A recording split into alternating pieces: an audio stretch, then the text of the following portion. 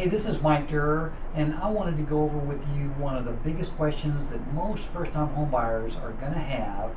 And it's a huge question because it talks about how much money are they going to need to get in a house. Now, I did a little research and I found that Fannie Mae did a survey, and the biggest reason that people don't buy houses by the 50% was that they didn't have enough cash, or they didn't think they had enough cash. What I'd like to do is I'd like to dispel any question that you might have about how much money you're going to need to close on a house. All right, let's talk about it. Let's break it down. The first thing you're going to need to do, or first thing that you're going to need to have, is earnest money that represents a kind of a what's the term I'm looking for? It's a commitment to the seller that you're serious about buying their house. So the earnest money is a commitment, and it usually represents about 1% of the amount of the house. So if it's a $150,000 house, a valid earnest money check would be about $1,500. Now, there is a standard of at least $1,000, so you can count on that. And I've seen people accept less, but the 1% number is a good number. The second part of that is you want to pay, or you want to get an option to inspect the property. And this usually is a less expensive version, so it's usually $100 in option fee. And the $100 buys you 7 to 10 days to have your inspector go out there and look at the property. Okay? And the 7 to 10 days is usually plenty of time to do that. So what the inspector does is that he goes and he looks at the roof, he looks at the foundation, he looks at the plumbing, he looks at the electrical, and he's probably going to look at the heating and air conditioning system too. But that brings up another expense because you got to pay the inspector, and you can anticipate smaller houses anywhere from $250 to $350, and then on the bigger houses it could be anywhere from $350 to $650, just depending on how much time the inspector is going to spend out there. So let's summarize. First you have your earnest money, 1% of the purchase price, then you've got your option fee, and then you've got to pay the inspector, which again could be anywhere from $300 to $600. At that point, once you've inspected the property and have decided that you're going to buy that property, then the lender is going to want you to order the appraisal. It's time to order that appraisal. Now, you don't want to spend that money earlier because the inspection really tells you if this is the house that you really want to buy.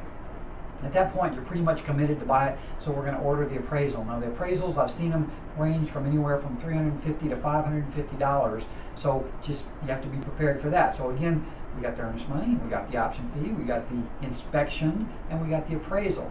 Okay, I know a lot of this is adding up pretty good. Now, you have to think about you're going to have a down payment.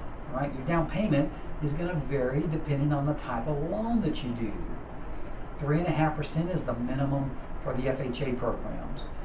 5% is the minimum for the conventional programs. And then you have two kind of special programs out there. There's the USDA, which requires 0% down, and it's only available though out in the outlying counties for the Houston metropolitan area.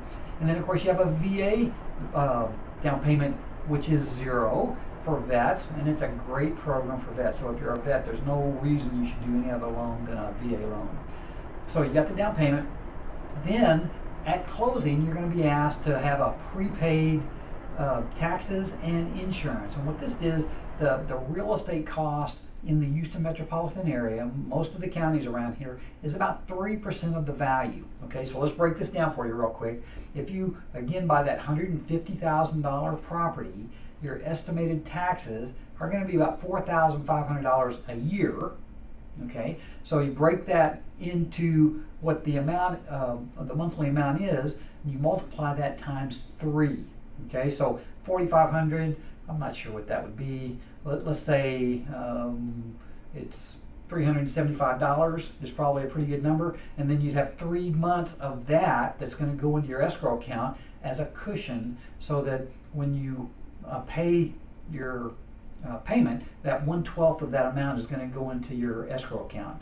And then on the homeowner's insurance, there's not really a number that I can come up with. I usually calculate somewhere between $125 and $175 a month for a monthly homeowner's insurance part.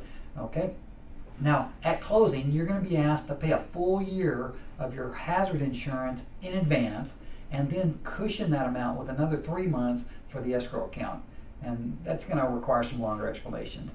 And then finally, you've got your title company fees and your lender fees.